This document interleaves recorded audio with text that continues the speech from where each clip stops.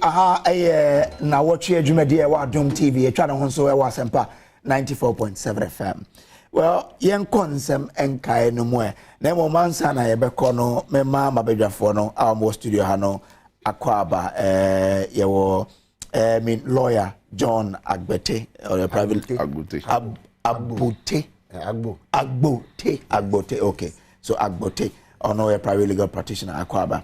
Eric J, a member of the NDC's National Communications Team. Is it Bonoa or no deputy communication? And what's a head no agenda? And Nanako Joe J, a member of the MPP's National Communications Team. Mamuina Kwaba. Yeah, no, can't be about vote and echo. I can give you like a minute each. Yeah. I can match Adom TV ahwefo nyina na nipa e wo petemu a asem na to mo no so ye mo hyeden ano eden videos na enra na mehwe bi wo YouTube you could see say a tool say na enema asesa mana obisa some critical questions when I was ke was the attention neko na obisa lecture say nti ade bi say no ye ne ade bia isusu se ebe o kasa no witmu se ne plan bia so the thing is afi bia enso ne ye masa ade ne bia o say sign create another problem at the moment no nti ye besre ye nyina ya sudie but ye will leadership in the country am say this village na ya koso no kra they never anticipated say even some communities be cranky bedru but we na no aye den kakra eni na ye say because of the rainfall pattern assessment. Can I not in Sweden, June, July, neto, and they were October. Climate change about near masses. Into your best and yet is said there, you see a near their morning mattress called Nanadma Cocasania Siamba. We should have a proper plan for that. Into your Bema shedding. And as you know, so no, oh, Patemo, I shouldn't be saying so only baby ako because Mkwani would answer. When him say a baby or ebe better say obeba na mo afio because 3 days ago na meeting Nadmo chief executive no no senkofo no bi kra o ha so omuntu free baby omote no eno so kra na akoda na asem but eye wa wonkwa asem sisi ampanifo beba ho abepe 1000 Ghana ma wabusuan na yeko that is all nti e besre opinion leaders na e wo petem wo mokasa ni petie no amomfo mo voice nka na amomma publicity ne so enkofom na okase omoya announcement of various radio stations near the identity na omunim se nkofo ne yawe but people were also saying say na omonya yawe kane no asemo ba na ye person ni party a ye kofom the various communities ne ekoka bodawuro and even the traditional authorities na se BBC na ye se na nanom bodwa ene timamufo na kasa ya na obi apese okote de na nanom ye den ebeka and we ye nkwane owu asem ti e best stress publicity nko na yesre wote pete mu won so ana wahwe ho yi okay ma mu nyina ahye den all right yo ana gwayo mini so dinda so ekwadwa na wasesa no ko kabela me de asesa ni pet yi ugbo be krom dwa so onye sofo no ugbo me krom fa masa ugbo me krom dwa so papa bi ho ye friend no openi kwa amiamo okay ono na obi akọwi obi board na ye hwe nanim dins body die kwa abra basare ase wona wi aye o se den de obetimi di ahye me na emom nipa dinse nipa dinse okay obi ehun se body ensu no de ko se obetimi akire waje ba nipa dinse bia na nyame bi o same ene ko twae ti bia na nso nipa dinse wase se odi so de ene se kojo for me sana wa kojo for ye also de kojo lawyer also de kojo are ko nko na dem kwame eji ene wa breme ani ba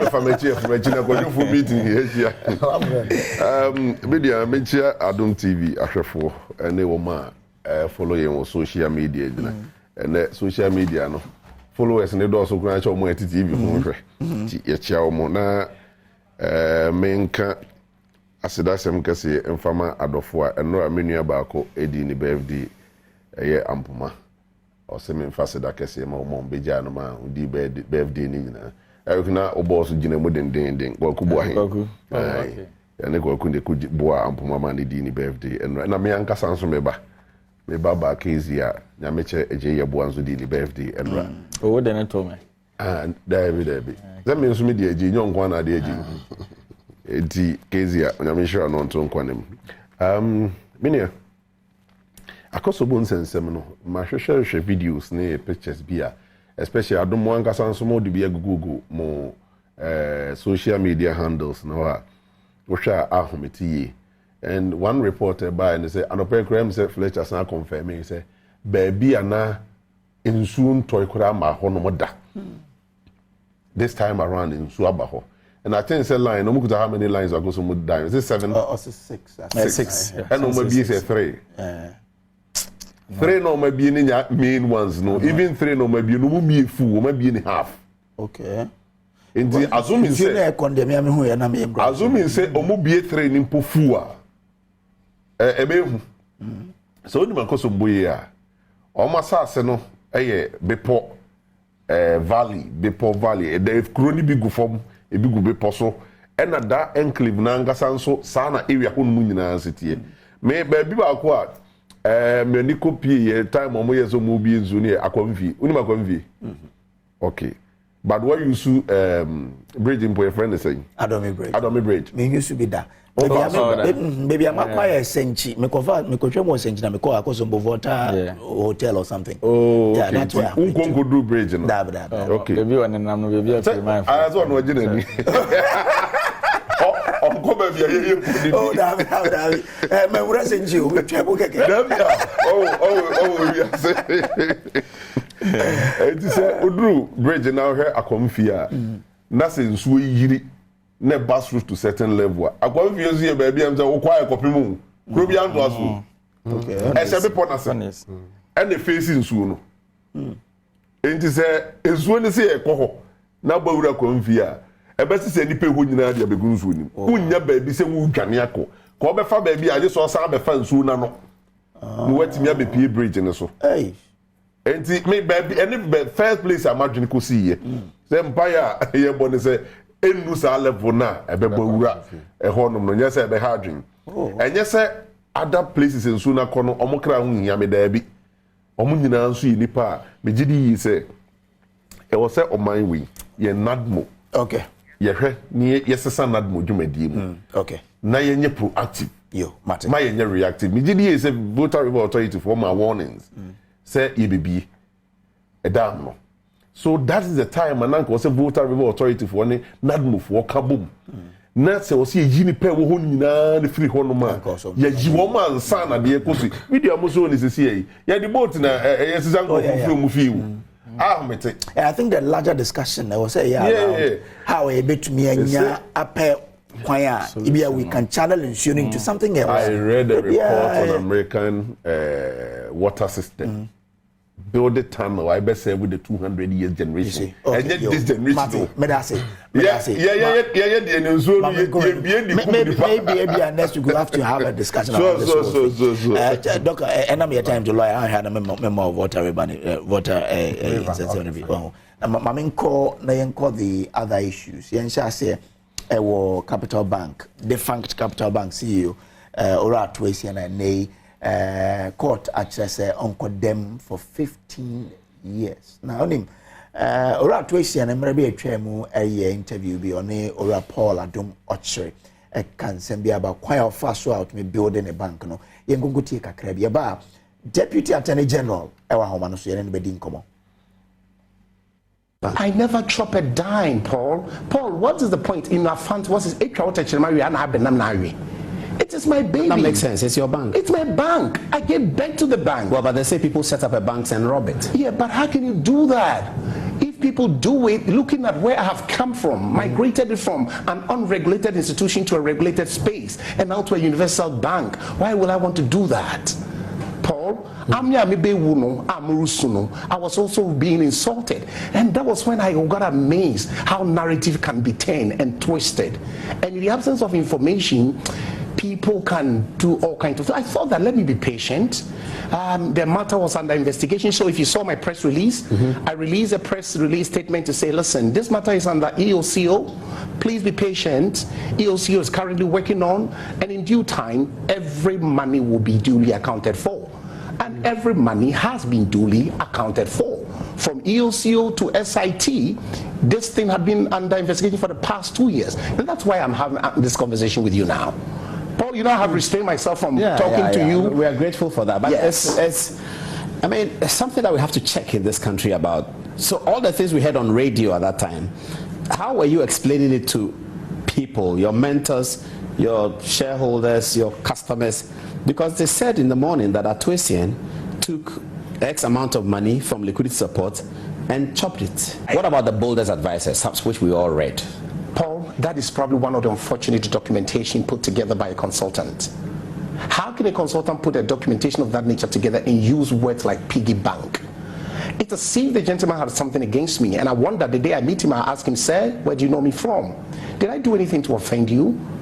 Because if you're doing such a report, Paul, the courtesy or the right thing to do is to tell me. Because, Paul, in finance, a debit can become a credit and a credit can become a debit based on the narration. And nobody had institutional memory more than William Ato Essien, because I founded it. I understood. So if you're going to talk to people who had worked with the institution for just a year or a year and a half, what institutional memory did they have to help you to situate figures? Are you suggesting to us that the boldest advisors never spoke to you? They never spoke to me, Never? Paul. Never. The majority shareholder? Never, Paul. Really? So sad, never. I mean, they were doing an audit of your bank. Of my bank.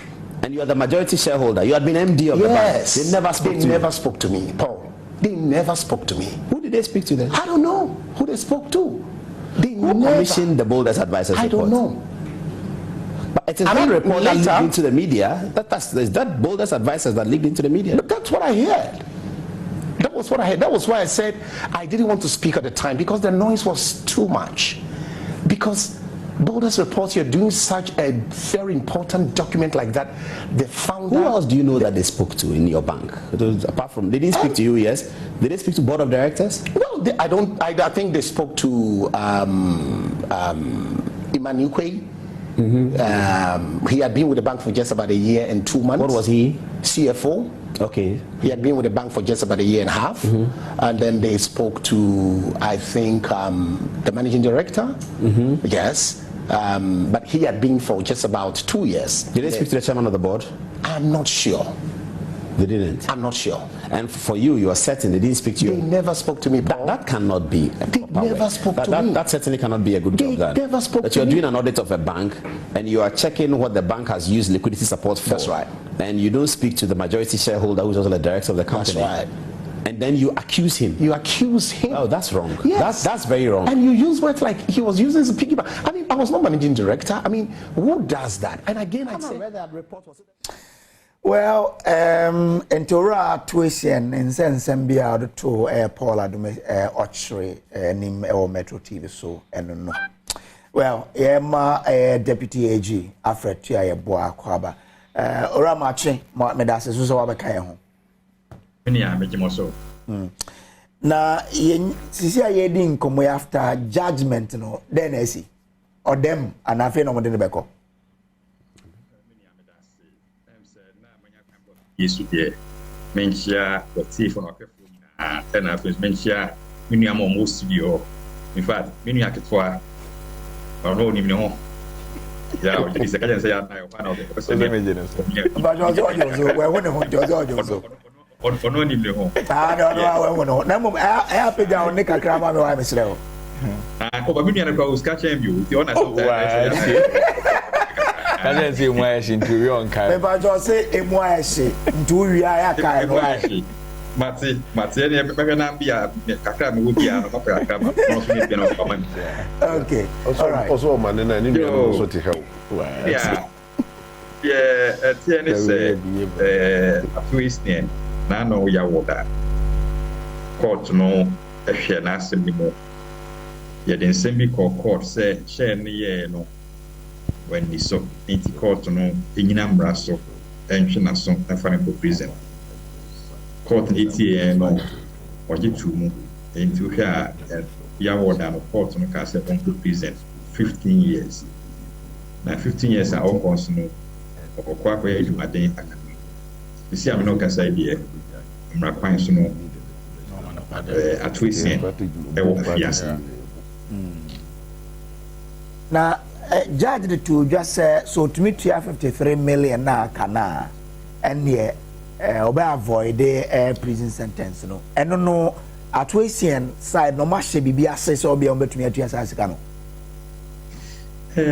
Matisa report the judge can say with yes kana obetumi free the report and the sentence in the aid obetumi but many necessary judge no can it's me the written test bia judge no can say so with me na say okonanim so kwa koye appeal a bia na yetimi ahwe no atiso ama but say na yeti emra na se na say emra sika no so far as judge na ka say 15 years no or 15 say base or say 15 dia ma no yetiso a I say the lawyers krata appeal court ma omohwe sa nyema na say base or appeal so tuche so a judge for scan cry can was no tua nyina intimonhwe na so twe de ma me no monteso o monteso ma me bia na mo na ya adwen ba se o ka se bia o tua bia ba better as Jordan will change free prison there enyi ni se sana court e kan but the American say nya written test na kasa ye de any kind bi mu bia e wo until written test ni nyamba asa de no na ye sanka but okay. Say Jordan ye sanka okay na unya bibi so say the lawyers na say making moves so be on be appeal judgment way a lawyer for the adwuma ye emra na me ma ha no adwuma na me ye no so client the ne court na court ni ka say obuane for into on kwa fiase a client ni ka say lawyer me ko na so pese me no di komo e bia pese me ye appeal nti enye mo wa say e bia no ne lawyer for twinko but then we need that information or okay we say you no akasa na right say we can say 15 years the ma me no me court no enya age ya wo kwan so tie appeal nti enye mo wa say e bia o tu sana mo but say me need information be just say o mo tu sana ko tu sana mo okay na banking sector clean up na nye ora Ato Essien kwa na mde ko gina court ana yes so share Ato Essien case na kwa na no me nipa 9-4 yede adanse no court no court ni hwe mu no court no kan say o mu ba ko de uni assembly o say bisa no ya no case to answer the close to a case no yede ya no assembly wie no court no ejai no ka say bien so maka no omo de omo kwada ka mu no mo nkire de ntio omo gidi say omo di bem na say omo ni fo ye hwe ni na mu bi yenso no omo mienu court no ejai omo but Ato Essien de answer na court no pra e bigu asem no ene etnas egitum say wadi sa problem na we capital bank eto nchen a the other banks in so a omo nsem no e wo court a yedi e bi a big bank yeah no so ya fra dance ya yedi asem edu baby e bi nso ye UT bank and nso ye do baby na Uni bank apart from banks like Kesemi sign kan asem so no your other savings and loans your omonso sika semu na enye ti no aban ebe mu a ye bo omo ka omonso omo bi wo a yukufo invite omo to ma no ya ma do docket e dey abrayen nti omonso enche omo bi be sha ase enya nkrai free wo say omo hia yen e wo court na microfinances omonso asebi ya e free baby a ye doi isika istidi du ye kapre di mo so mo fan tro na enso nya we no mo bi o ma isika so e hye no omo nya de yi o mo free bu omo so yoko any other just investigate o mo a ye saka dockers ni bi ya ye di nduma emrepamu no on beti yenka na ye no e hye court na mo ko yi o ma no and savings and loans no companies by say no more can according to the report any microfinance no so many figures no about you say omodoso kakra omodoso because now over 500 something nti or is 400 and something nti omodoso pa savings and loans no na I think say almost omo number no no skesa ba omodoso kakra ba bi mo sika na ye ka say omo ma na hwere no eso nti omo nyina no omo ba be share in court na omo yi omo nti omo gidi say bia o ya investigation fie mienu ni ye nti omo kan ti omo gidi say omo ekwa akoda edi omo fufuo afa ba bia da no omo di fo de na mum emre ne so a then on be share court. Enti more schedule be HSA be infant said by November na December na yakojina court ye frank of we na so mumra no me yo munsema no. Say in fact time be enter so. The chain say over 20 January office or na and then in some I can one endorse especially the criminal division. We share murder cases, robbery cases I want a baby. Into ye pina a big free more than the biaship. The big brain injury is do baby so I court say ya court will say be a yes no ya David as a court I and a court think we ain't no repamuno which is angel. My can say Mr. Angel. Omo aye wie omo enyuma nyina mo. Ombetienka. Okay. Yo entino men from bra Ato Essien de no so a judge no ebuan for say we wieska sa na net na wo hobi sanete okay ono akasa no egitu mu say we wia capital bank sika okay nto ono a ni tu no egitu mu no na court gina so ebuan fo nto wo hwe dia say court no ebuan fo say ono akasa egitu so we wieska no okay mbacho gina suma me na membra studio ndi nkomo kakra me sa ba ho enche bia mama starting for okay so lawyer yes say sa enya ba ne say no Ato Essien lawyers no then no mo yesisi a yo me da say but one mama nchia me nkrofo bi beginning one mama nkasante mama nchia nipa me no pe okay is it omo ye constituents no more gonna use constituency the chairman and the executives and obia omo ye MPP for me chairman nyina me ho ma che me ba ho enche me ba ho okay that is all I want to say okay you now the lawyers of Ato Essien say let me say me nua tie kasa no o say test na nyama now report by ni say judge no or sentence ni no on make remarks be say utumi tuya 15 million na 53 million na sorry 53 million na 15 years na ya dia ma no obetumi akọ free okay me tie na ya me nakakra but jina suma me ba jina suma metew ye twa ye ho abasisi a enko game park na enko hania eneso esiko.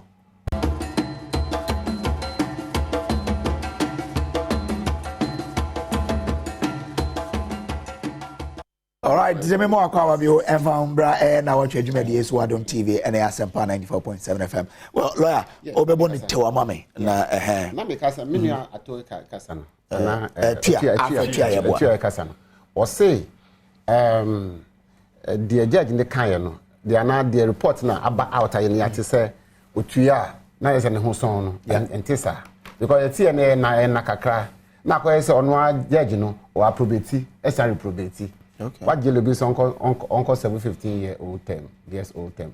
Now says that term no or shall see at any point say 2 days 3 days crown to scanner. Now I like what fan of so I mean you are saying yes and you are saying no at the same time. And yes I know also I the young trainer judgment test Nankasambra here so that you can put it to proper scrutiny. But as lawyers to say they can one go to the court of appeal to appeal against the judgment. Okay. Now imagine so a kind of sample bail pending appeal, even when the person is in prison. Yeah. Okay. Obeto, they have that option to go to explore. Pending whatever that kind of now that that's why the prison. There be a bill, but it's a bail pending appeal. No, a guarantee. Obepi about the fee. Now we're free the fee. A court abra yedia sab. I know. Anyway, yes. They did come a mention me a menu penny, deputy age, or a menu in I said, a Diana for. And now, Okobono region, I mean, Fijama North. Okay, but only 50-50, Fijama South, and ne fans Fidoma. By Ines Yanina. Present who the only opposition who are bam. I mean, now I'm opposition.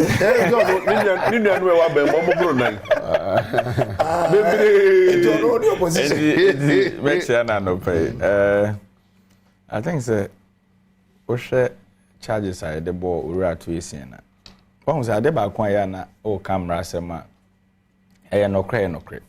Say the work in a court near Busa will say asem na yɛde ato so no udi ho fa na udi bem wonya admit se udi fa udi fo o ka se unni fo nso obɛkyere di nti a wonye den unni fo ba oti de na menua tia kana o admit se oyɛ yeah na court no kra hu ni mobo because of kwanya na lawyer for no fa so ani ye ka asem na attorney general no so edu ba bi no mo so aye flexible kakra den e de amom se sika na na ye hwehwe nti se obetimi atua de a nti once we can call payment I think it was around 36 million or so 38 right okoye payment no bi na omoma ne brand said the aka no so famra but as an otua 30 million first December 2022 and signed a 7 million 7 okay yeah so I'm say we no so moko quarter now assign plead for more time say em fa mi kan no but man this a conversation that say or some assets in the keka when you mu ana that is the question if indeed when you mu o man ho kwan say japade no o man no finance ankoto so ana say o ton de abekoka menim de wo mu ankasa for now de waje atum say waye bone no asotwe de deserve say de man no but to say the minimum penny no so kan ye no lawyers they almost so many ways asem si o mo fa so kan e bi on besen akose omoko appeal against the decision na na kotum no but we nyina ye kokobo ema obi a ye do be si dwumedie bia no se wo se odi on say although say omo ye amanfo ankra banks there but state e do be bia ye tamoman ni sika e de ko invest in that we did so because omo boa oman no na oman bia so pese economy ne boom a the local ones na e build no omo na was so masene it is a better time no to the amaba ko say fa hye wadwuma na enye kenana Ghana fo onye adwuma nya na ye ho henha ye de nka enye bone but we share banking sector crisis na enkofo di bone pa and I think say we mu nyina be serve as deterrence na aye nti menu atua wo ha na ma ka kire ni say we nyina achi no eno nti na Bank of Ghana be ka kire say waboka 60.8 billion I see no dem meba na ya mo say was just last week yeah uko Burundi Bank of Ghana governor of Burundi omo bank ono so omo cheno money laundering nti we the printer all printers can na na ye kan no ye dwene ne mapi nti de boni bi obi edi ne no na chi obeyi na no nti mechia governor Adom on printing bin kan okay emra wo Bank of Ghana yeah exactly was ultimate print bo aban me nu atuan ya we nti ye ontu no fo but now judgment no we are satisfied with it one say no na me nu penny kan no full judgment na say my okay but I think say once say do be kotena konwa so say as a judge no nim de pa okay and there's nowhere obi ya temuafo na obetena se na ohwe o man ni interest obi dia man nipa that's an interest we are the interest of the nation okay nti what metis se wa bokro no nko ade no nko qualify se oko but if granted me there me plea ni say Ato Essien wogidie mapase sika no ho no okofa ba ye de sika na ehia we da na okoda mu no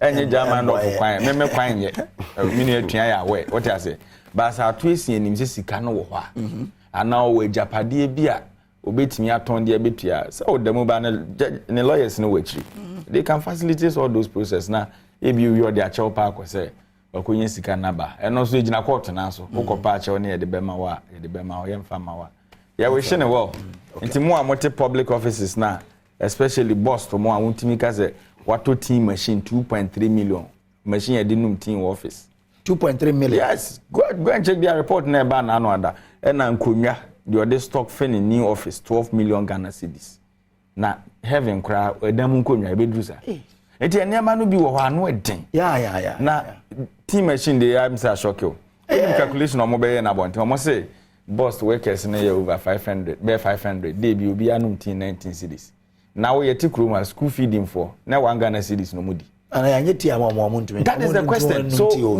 biza o mo say boss provincial hwan na japade na ote hwa provincial yes say na japade a anka no pa bia na workers obi abenum 19 cedis anyway one day e bedru ho ye beba da cha na say o tin kofo one in power TV so no Ye ni abro. Into wa market province ato wa market boss ato. Memfa me nka ho. Menza ne o be kana me be kanti. Na leje. Minu. Bremo. O share judgment akoso ya. Me nyadaji akinkan mu kakra. Na as a one time banker any enema experience kakra yenya wo banking sector no. Me hu niema are different from the ebi enkrofo ehunu no. Na me ogidie yi say enye Ato Essien nko a ena ebi a emra no betimi ache no. But my problem ba ko pa me wo the regulators are mo hwesa banks yi so. Koyo yes sentence Ato Essien and na ko 15 years jail. Na die no supervise Ato Essien. Ye jana manatna ne baby free. Say ne Ato Essien for besan ba. The same person besan supervise no. Amana san giedi. Me who's a problem no ye ja problem na nkasa to ho. And ye play around. So you mean the root cause of the problem? That is the point. Ekwan be na omo fa so sika no o mine na de man no. Or the man the true Bank of Ghana. Omo this kind of man Ato Essien ni the group no. What I mean there no more yeah to make sure say the money no yeah they are more they are putting into good use. Report ni bi kire say even Dr. Park was saying do many insano.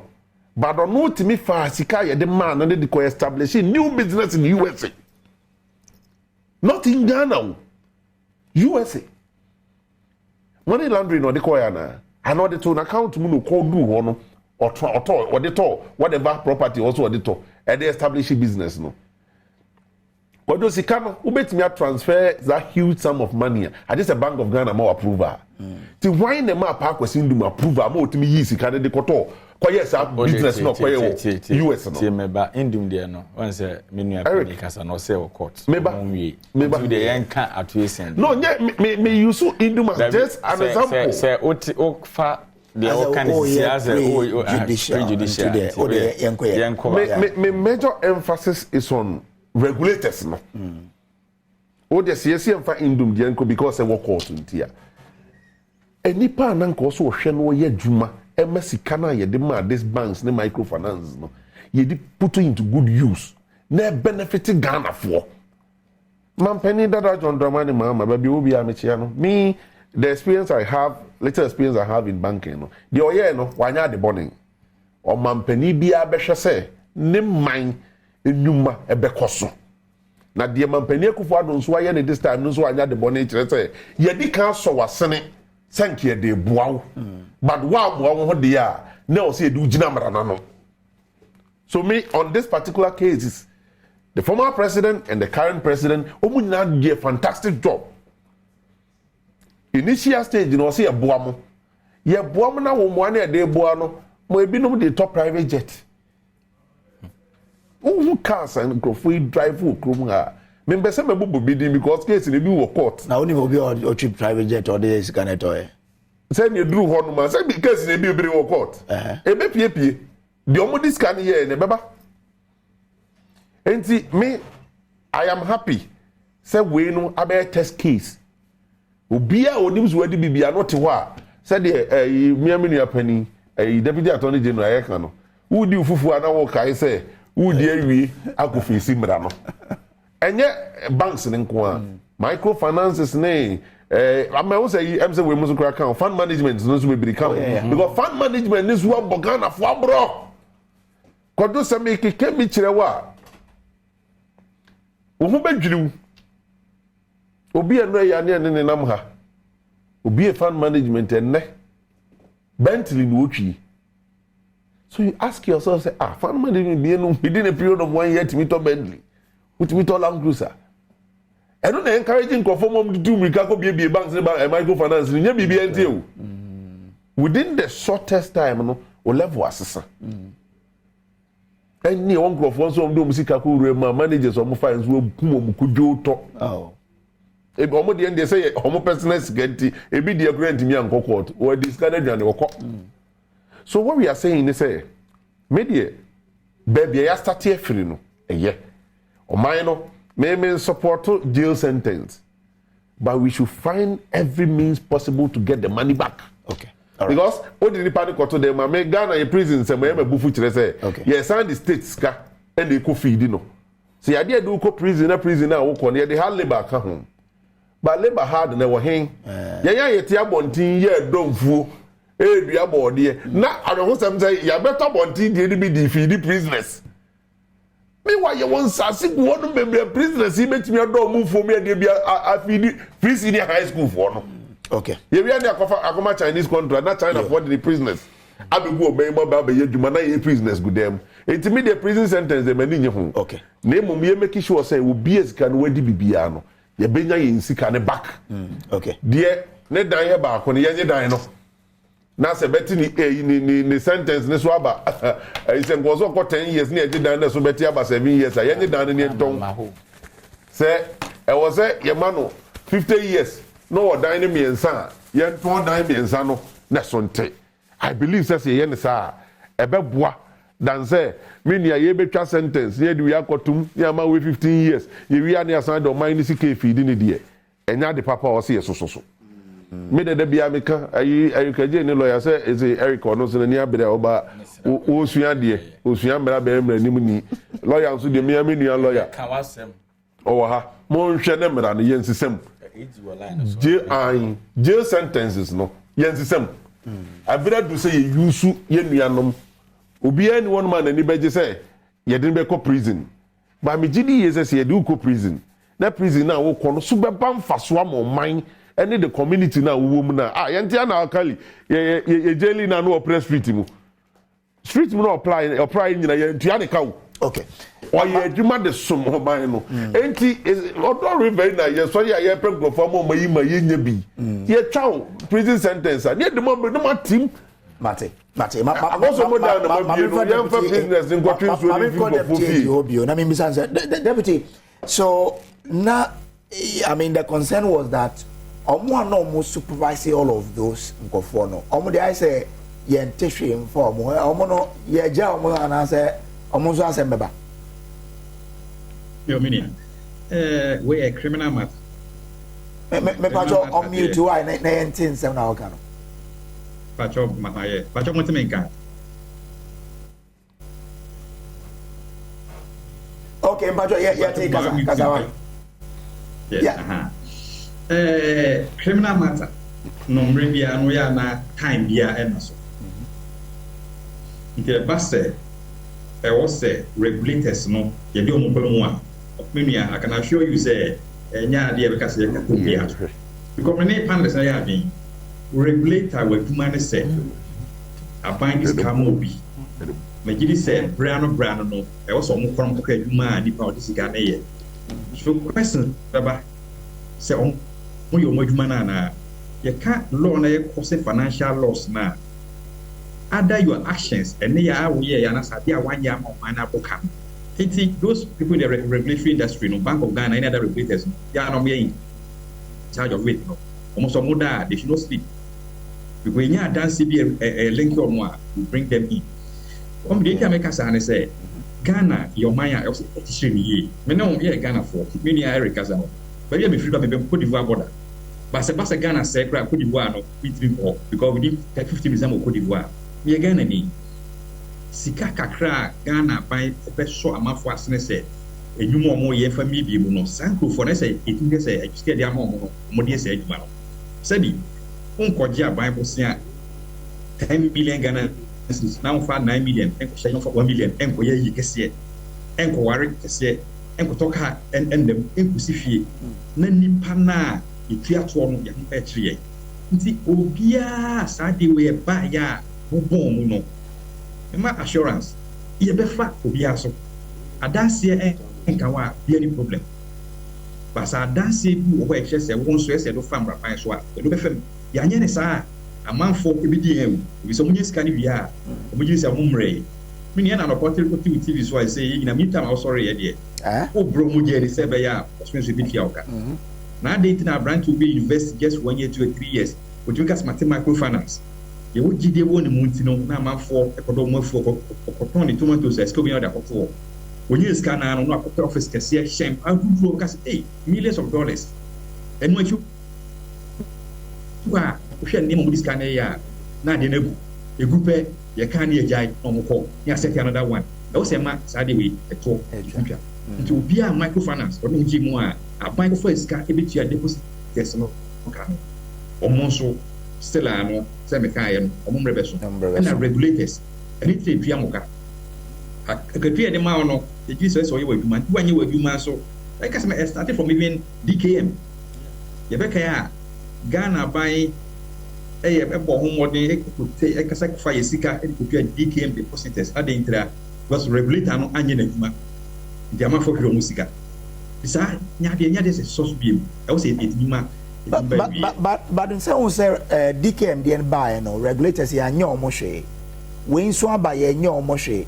I mean evidence ben na say babio answer yetme hu say the regulators we e de omko gina mbra na no so tumi yi nsem bia no I mean, we are doing. And in time, I can say, if you come, if you come across like you say, because a crime, no, expiry date in so. So, say, you bend it back, you creep while, say, because ye tackle Nippon Musa case comes by the boneno. Ye ship almost wa, or manual Majuma, Sabon also. Why now say, shares Sanko for no? Why not say dining questions the regulators no manual Majuma and for Mungo Court? At the end of the day, the security agencies, one of the institutions, I rely on them. The police CID, the institution, I rely on them. National security, NIB. Ultimately, say conversation I when I am democracy, I am very good. No, go eat a man for me. Maybe I didn't go out and personal. What's it? We know that's what okay. See, you recommend you be also be take part in this conversation. If we say Isika cry one else a bomb buying. No, most of the only source of most scam buying some people accountable or responsible. Okay. Na yedin komono na ye ka indum ne de no ba no ya ntini din wo banks out my anymore. Eno ho nsam to say.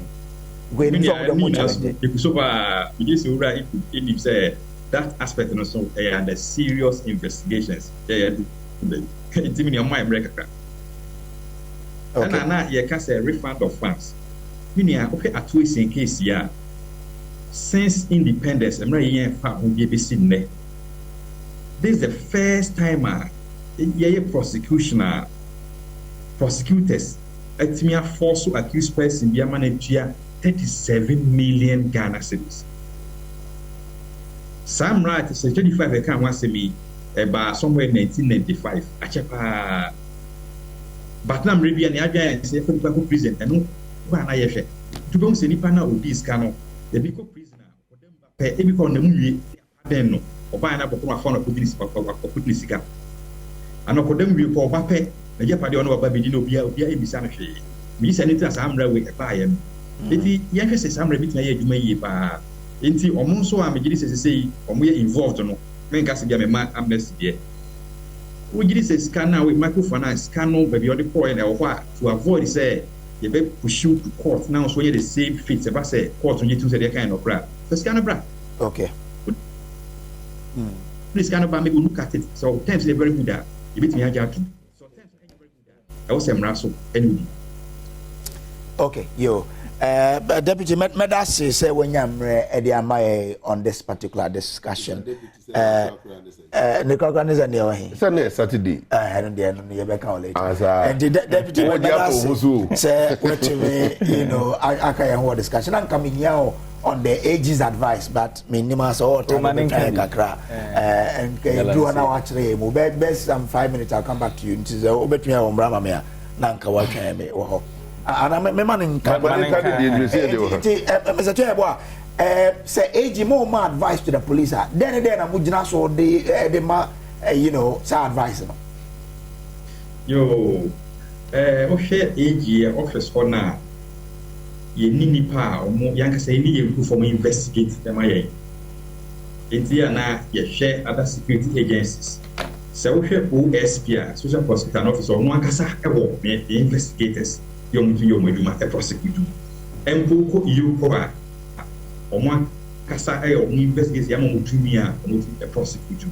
So called America will say Department of Justice no one has on prosecutors by Ghana any before say anything advice no investigators you want to we are no the fan abrayen omo the brain yes you hwe fan no the abrayen no ye hwe adanse a ewo so na ya fa emra so a ewo ho nti ye puste adanse no ya ade bitnya so ocho ama ye di sambra no anakwa adun abo obi a ye gitum ka se ye odi ba ye no ye gidi se e okay ye nto aso ye fa di pa e ko ina mra kwan so na fe ye di na se ba se ye assessment na se mu se e bia ba bi so wa kwanye ni ye no nya adwena na se e bia se ka wo ya wanya ye letter kuma se ye the advice you but name ohwe ha na hwe se e bi information bi everywhere but say tifo ti ase se ba se age ye ma advisor eno just ni pa na e ka se ye di ba na report the giant no say ti ase ba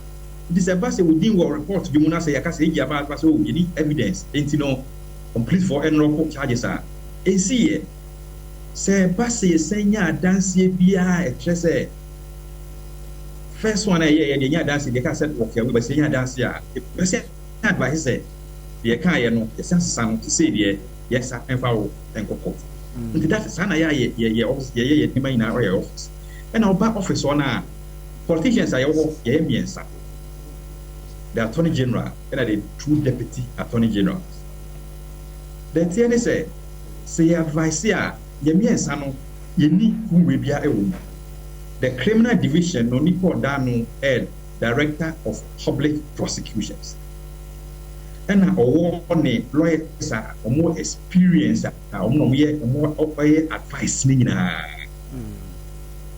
wia na say more teams in fact yeah attorney dey advise doctor ma ono who belong to a team within that division who draw first one wia no dey former team leader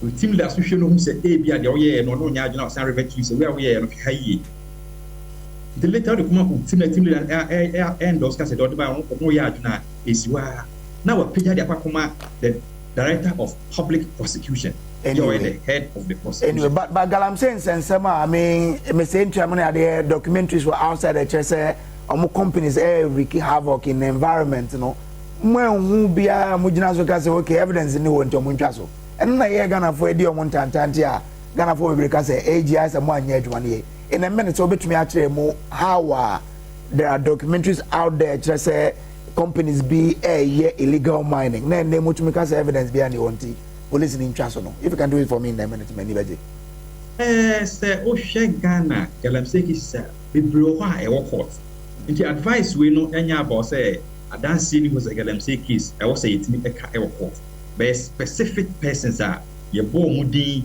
ya Professor Frimpong Boatin the good old professor or bo mudi e was sakrata ni we say a lawyer for be come here tell say and say you say a different from say when say adansi wo adibiesi and a all linking pana we ka say one dem asade no buy so between a documentary show say ko ebia mikroma ye tu galamsey e wo possible say we be say me na me yes ade no but e also nya dance e link me e just say me and I did yes ade na accept okay all right and the friend dance here so the evidence say forest no we say oh okay evidence say so no e wo but why and I dance just say on the year can a problem by ni mate ye who say e be say ade bi koso obi enkasa je be kasa ekoso mate me da sepa Mr. Chair boa say onyamre edemaye on the show this morning well so na it looks like evidence no how we they are tied to the issue of the financial institutions they all can me I side with him but my problem to say the na menua na ke kan na no other Bank of Ghana ede ne report beto abonten na ekasa no omoka kire yese car maintenance nkwa ekoso 131 million Ghana cedis he na omode car se nko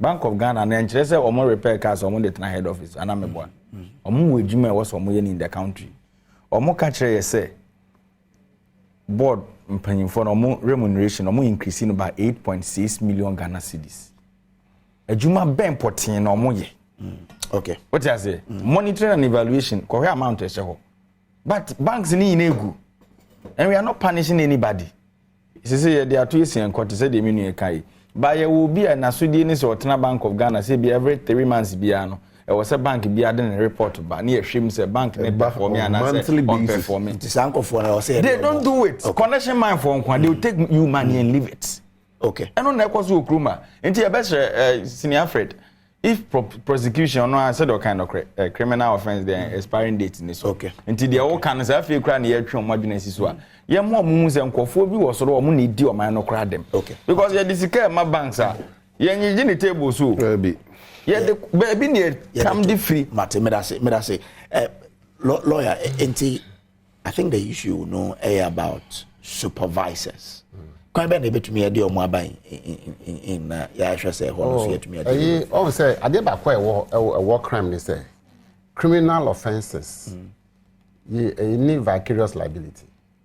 Say vicarious liability. Say yeah, the other Adom TV ano, Edumakuyano, boss na was wrong.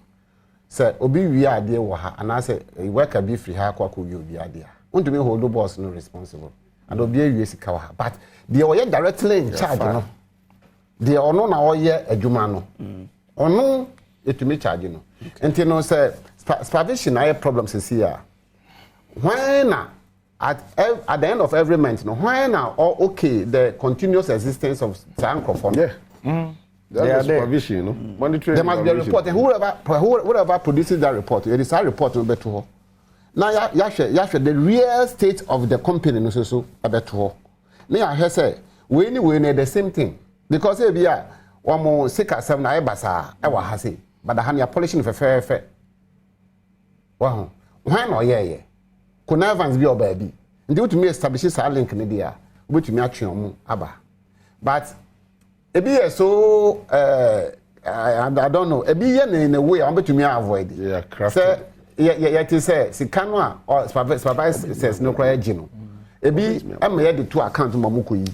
Ebi so I'm here to account or maba no mabe fine in the sack. So in that very difficult say obenya traces be say sekebia fa ba na. No, but within a certain period, those banks no on problems within a certain period they be brain buy. So within that period, no more supervisors no. Yen to me hold your work. And no one I make can there must be a suspect in the investigations. And here can say me and Ato Essien because we no one over one day, 2 days, 3 days. Yeah. It's over a period of time. Into more now I'm showing the book on daily basis, on weekly basis, on monthly basis. No, munchu amu fanka ho. See there na oti officer who was said any say our bank we the bibia ekochima say ahano say there were infractions. Say infractions on the banking regulations now. What else will draw attention of the management and I say will receive a red flag. I see then one receive red flag in the month 1, month 2, month 3. As span over 1 year, 2 years, 3 years. What happened? Now investigating their course.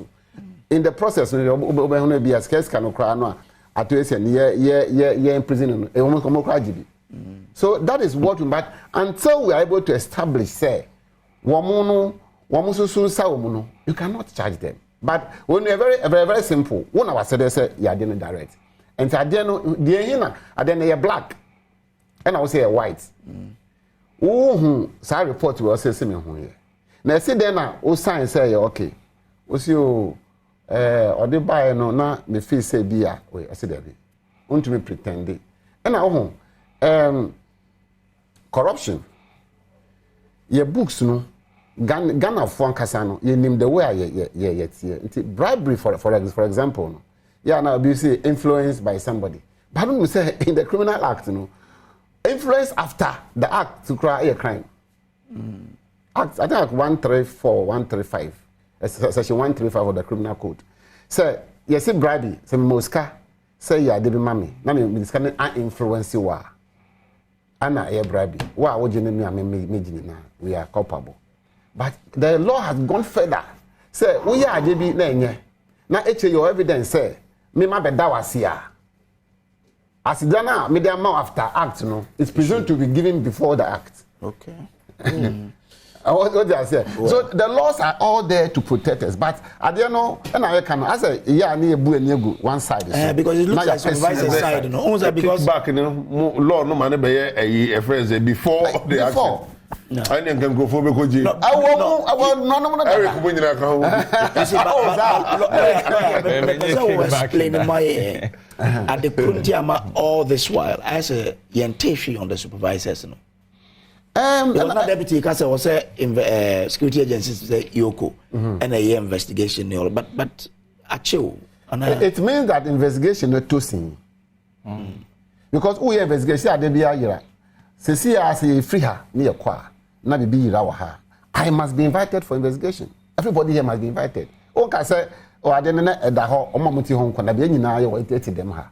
Until I don't know one more about some Bibiano, they should have been invited. By your team, post investigative bodies, are invited to be from Bank of Ghana, Supervisory Department on a day. So, or two say, Mumba number years and be a crime. We have not heard of it. It is not happening. Until let's say, hold to sing. Because banks now was say hona almost this cano they couldn't have done it without the referee allowing them to play on. Okay. What did I say? Yeah. Sana and the Capital Bank CUA sentence could it be a foundation to say more supervisor no mumra? Yes. It could be. With this they can crime any expiry date. And crime so you transfer. Why mean to me your crime and transfer now. And so no, dear why or yeah, 10 years ago, 20 years ago, Krana. You say your evidence abounds in court. Our court had to say, on Nankasa, I pleaded guilty. He's been convicted on his own plea. No, not just say, one more, the laws on abatements and conspiracy must catch them as well. Okay, all right. Interesting. Internet board ni na so okay. You, Mate. Let me just give you a minute on this issue. The Ato Essien case, the ama board and other people involved in every one say Ato Essien about one thing, they catch the court and say he took the money. Only will be so they should leave everything and deal with him. Oh, okay. Yes. Also, they should put everything board on him. Ade Bamuanka. So Eric, come say mischief na be ade koro. Say ameti making kind of board members ne Capital Bank. Why na board members? Na unim there's something unya time I call Capital Bank on website. They could read the history about Capital Bank. Let me read this particular portion. The bank employed 355 and had 15 branches covering 5 regions. The company grew its base deposit and asset from inception till 2013, when it applied and was awarded a provisional universal banking license in July 2012. After 6 months provisional period, the bank was given a full license on December 4, 2013. Okay. Within 6 months now, I apply, You man the provisional license. 6 months, you man the full license. There's any books in the end. Yes, and the books in here. So what happened? Books within from this period to 2013. Within now to also do 2015. We do 2015, we change anything. No buy the Capital Bank. Turn the first Capital Plus. Yeah. Okay. No change or rebranding who no buy the Capital Bank. Okay. So that time according to our website in me read free no mujina brand. And no more year juma. So within 2015, 2016, then what happened? Okay. Within that period, what happened? It may maybe I'm emphasizing on supervision. What year did I kind now? Or more apply will be now awarded. Oh yeah. So some books in the office be and now awarded licenses and then office do things so be making sure say they are performing according to the laws of BOG. When they will be catching. Ato Essien buy. I think my boss and Pakra. Into your point, I need in Como Abontina or Mumu back or Casse. Oh, of course, sorry, yes, you can know you pa. And do as organ. No, maybe you see, Eric. Your society. Ato Essien, you should put that in Kasa. Your society. Me one mama no what's up. Your society. The next topic. Maybe time I am Your society now. My mama will be at 2 minutes. I am sure age and me starting for lawyer. Oh, yeah, age advice on. Professor Indian. Because I'm MPP for me, you know, I do that. But we are MPP. Lawyer. Oh, ask lawyer. Eric, political issue. Yeah. We are dealing with national and then we no more comportment. What do I I made the personal booster in your penny chance. We or the put the those investigation and some advice near the other number. I say, Ag, a more yaji omudin dodo. Until the pie issue by a can you read? And Ag, the advice be banned 10 Moka's advice. Ecosystem. And some Ag can in an anno craning, or money go as a portal. Until the pie new ASP, so I'm going to motion or court. And I think there's an issue, but Nasa ban penny for not Attorney General the advice, Beba. Yam penny for na individuals and I was ordering on you think of the nation. And until I the Juma show being so near Juma, the national interest. Won't mean as a Professor Frempong, what you could be hoofing to impugn defamation. Because your money interest near money Juma so on your what. Committee now your constitutive say, Yenny interministerial, you know. My penny could follow the power, Meboa. As well for Nkwan, and or the National Security Minister can be. You really report to the Chief of Staff. You presented reports in 2019. Report not that how until say report will leak here. Okay. So clearly you could see say they were not willing to even fight the cause of Galamsey and Ankasa. And I'm for business guys and no, I'll give you 30 seconds now they are up. But Mante Felix here to Dr. Indum or say or beso correct some impressions be a yemuba creative. Mante, me da so join here. Me entie ade crowd person correct. No, me da mamin chia no panel na min chia mi ya Eric. Say o panel no ba come make submission in that it was factually incorrect. Okay. Sometimes some of these things, if you don't step in, then we continue to say can't side the group of property group. I've information or are there any silence here. You should check his facts. Your KIA said during the banking sector cleanup, before the very cleanup, former government support so some of the banks. Now, we did say Dr. Ndi, your man is kind or start scanning in how to do, how to could give another bank. He was sued and charged with money laundering. Let's set the record straight here and now today. Dr. Ndum Bank, AHN Bank, check the records, had never in the history of Ghana's banking sector received any liquidity support from Bank of Ghana. That's number one. So nobody should assume say liquidity support are any banks now even so far. GM Bank was one of them. No, it never happened. Number two, Dr. Ndum, somebody or say or investment or Gold Security. And I claim say a Brian Gold Securities license no investment account into OCU Dr. Ndum Ewo US claiming say Wasisan Misika Eddie Abahono. And we know one test our suit to know echi. Suit to know judgment by with all the judge information or the my conclusion arriving and it said Dr. Ndum had not sent anybody, any investor seeker to establish a bank or to the US for any purpose. It is a Obi Ewo issue be with Ndum's company the right forum to address them Ghana. The charges now or the board of Dr. Ndum the claims fair flat in the presence of the court. So this argument and perception say, Assisa Sika could be a bank, Amiako Sumo, Abduchino. Yes, obi the case Equa Abduchino say, or the Neka, because my investor will Gold Coast. Okay. And you did Asamono, and Kosiaga. The person lost seriously. Okay. It wasn't in the case. He was thrown out. Actually, he was thrown out. And the Pamacho be brave. Dr. Indum companies are go Kosonkwa, Shika buying any buying companies, go Kosonkwaka. Now, as you speak, it's about 5 billion Ghana cedis are buying to me TI. Okay.